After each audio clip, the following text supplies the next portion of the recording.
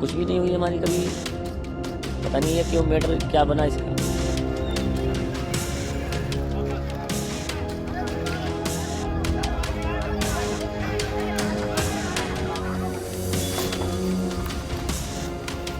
मंगलवार की शाम 7:45 का वक्त था। साजिद नाबालिग बच्चों के घर गया हुआ था। उस समय उनके पिता बाजार में थे जबकि मां ब्यूटी पार्लर में गई थी। उस समय उनकी दादी उन भाइयों के साथ थी। पुलिस का कहना है कि जब लड़कों की दादी चाय बनाने गई तभी साजिद तीसरी मंजिल पर जा पहुंचा, जहां पर दोनों भाई अपने 8 साल और तीसरे भाई के साथ में खेल रहे थे।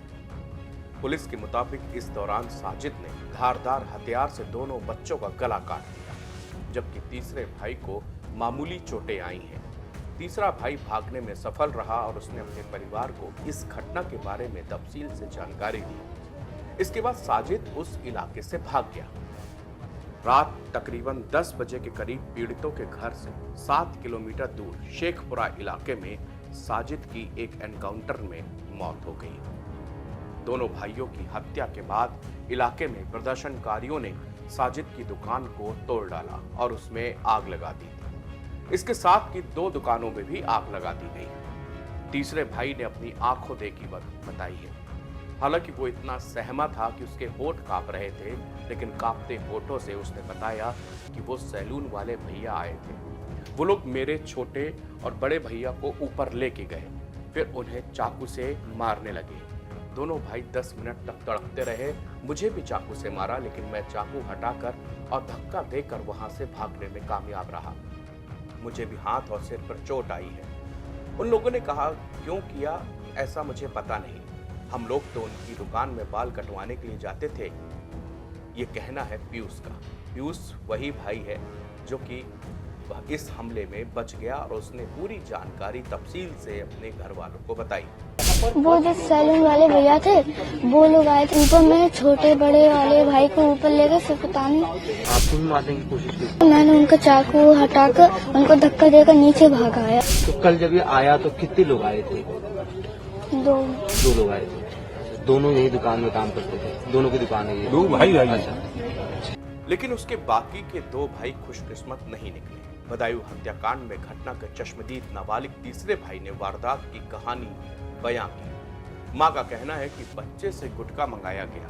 इधर बच्चे ने बताया कि वो फिर पानी लेने के लिए नीचे आया और आरोपी साजिद ने उसके दोनों भाइयों को चाकू से काटकर हत्या कर दी। चीख पुकार के बाद आरोपी साजिद और जावेद फरार हो गए। पीयूष ने बताया कि वापस जैसे ही ऊपर पहुंचा तो देखा कि साजिद दोनों भाइयों को मार रहा है। वो लोग 10 मिनट तक जान बचाने की जंग लड़ते रहे। हत्यारों ने पीयूष को भी पकड़ लिया और मुंह दबाकर चाकू से वार किया, लेकिन बच्चे ने हथियार झटकते हुए बाहर की तरफ दौड़ लगा दी। वह छत की तरफ भागा और शोर मचाने लगा। वहां भी आरोपी पीछे आया, लेकिन बच्चा उसे चकमा देते हुए वापस सीढ़ी से नीचे दौड़ पड़ा। बदायूं के हालात अभी भी तनावपूर्ण बने हुए हैं।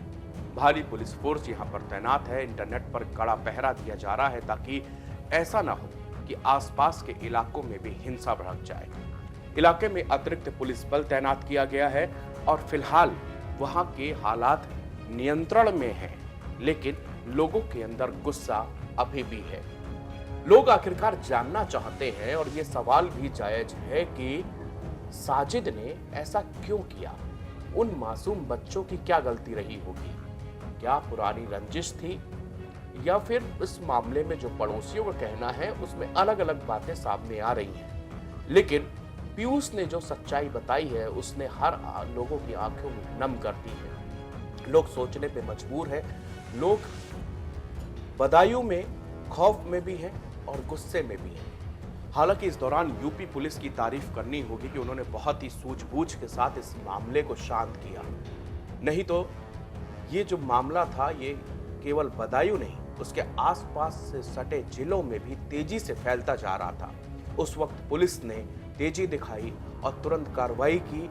कार्रवाई करने के बाद लोगों से अपील की, शांति बनाए रखने की अपील की और इसके बाद हालात वहां के सामान्य हुए।